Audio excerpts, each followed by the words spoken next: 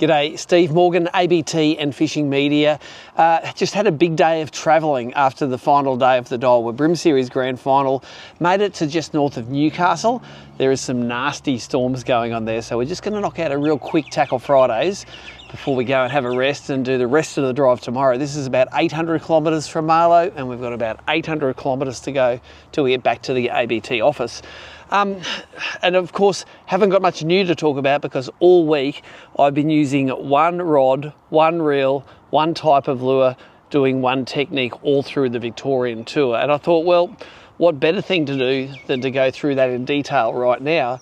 So if you want to try this on your home river or home lake or home place, I'm going to show you exactly how I do it. Now, if you follow my live streams and my highlights through the last week, you might have a pretty good idea of how this happens anyway, but I'm going to take you through all the kit bit by bit to show you exactly what I was doing. So if you weren't watching the Grand Final and the Victorian Bream Open, I was throwing these. These are a Pro Lure hybrid shrimp.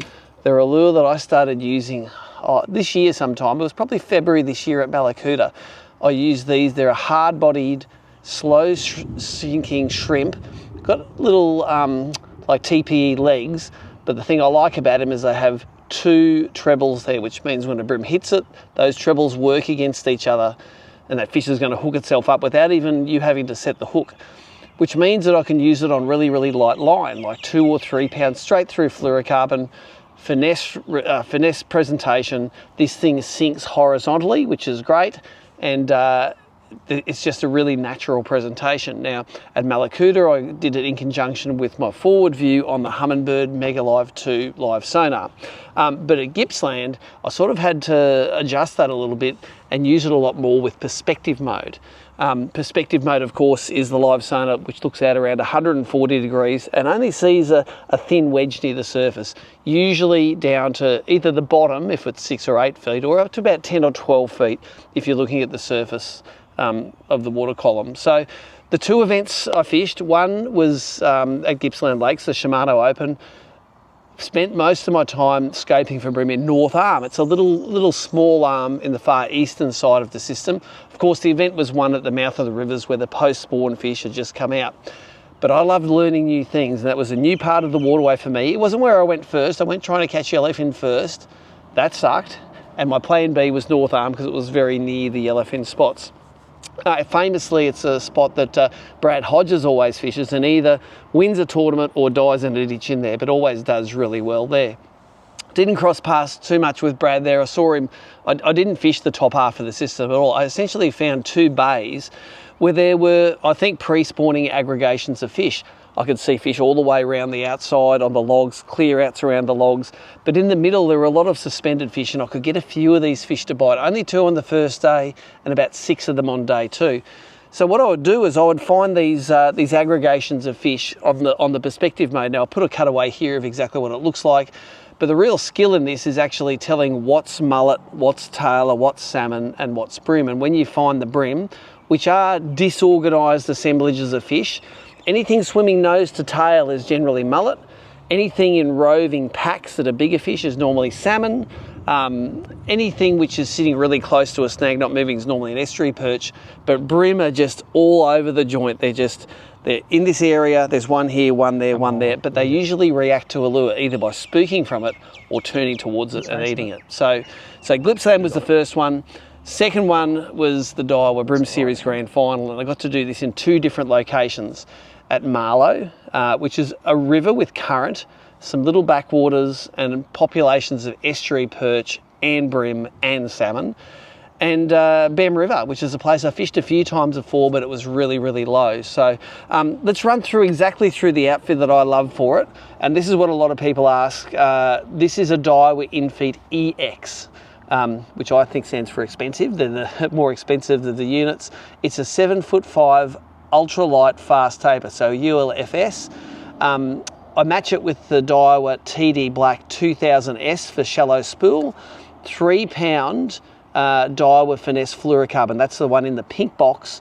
And then of course at the end of it is the hybrid shrimp. I only lost one of them the whole time. I wrecked a few hooks on some and replaced them, but this technique in the open water, you don't lose many fish on it. I didn't actually lose any bite-offs to tailor. I did lose one of these lures to a snag, but I find that this gives such a good finesse presentation. I caught fish up to 38 and 39 centimetre fork length on it. They're up to around 1.5 kilos weight in marlow, and it was no dramas at all. The characteristics of this lure, I said before, it sinks horizontally, but it also sinks really, really slowly. So for me, when I use it in conjunction with the live scope as a scoping bait, it actually doesn't plummet past the fish. You can actually wind it really slowly and just shake it. It'll actually sort of hover in the water column. And even if you're only in 4 or 5 foot of water, sometimes you don't want that lure to be on the bottom. If the fish are in a passive mood, you just want it to be nearly hitting them on the nose, I suppose. And that was a technique that I used a lot of BEM. I'd see that generally with the perspective mode where the fish were, I'd cast in that direction, that I'd judge the height with the forward mode of the hybrid shrimp. Now, some of them you could just twitch it across their nose and they would come up and eat it. They don't have to come far that off and eat it. Let me say that 95% of the time, an inactive fish, you'll spook with this lure, but I'm looking for those one fish, or the one fish in the pack that's going to react positively to it and eat it. I've put a little bit of cutaway in here as well about the fighting the fish. The fighting the fish on fluorocarbon, you just take your time with these things. 3-pound line, if there's no snags around, they're never going to get you. It would take sometimes 2 or 3 minutes to get those large fish in. Just took my time, dropped them in the Environet, and that was that. After that, they were both. The second one was weigh-in event. The first one was an app event where I could just measure them and then let them go again. My tips for perspective mode, it's all about the transducer. If you want to come around the front of the boat, I'm just going to show you how I've got the setup. Actually, hand the camera across. This is the easiest way. If I hand the camera across, I can show you here my perspective mode transducer. Where is it there? It's on one of these, a Fish Obsessed mount by Rob Payne. I've got a 5-degree increment. So every time I click it once, it went 2 times there.